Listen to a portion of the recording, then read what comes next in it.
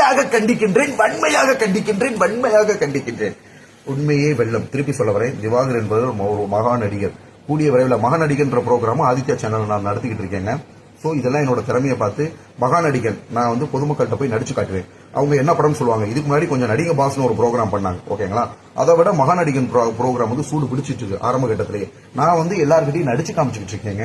எல்லாரும் என்ன சொல்றாங்க, உங்க டயலாக் டெலிவரி நடிப்பெல்லாம் பயங்கரமா இருக்கு, நடிப்பாருக்கன்னா சும்மாவா? யங்ஸ்டர்ஸ்லாம், அதாவது திருப்பி சொல்ல வரேன், இந்த மாதிரி மக்கள் வந்து கிண்டலுக்கு சொல்லல, உண்மையா ஒரு அன்பு சொல்றவங்களை வந்து ஒண்ணு இல்ல, ஒரு தாய் வந்து ஒரு பிள்ளை மேல உண்மையான அன்பு வச்சிருப்பாங்க.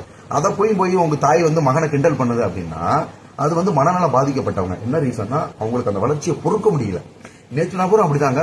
அந்த நபர் வந்து நல்லா தெரிஞ்சிருக்க மனநலம் பாதிக்கப்பட்ட ஒரு நபர் தான். ஏன்னா நல்லவங்க யாருமே இப்படி யாருமே பேச மாட்டாங்க.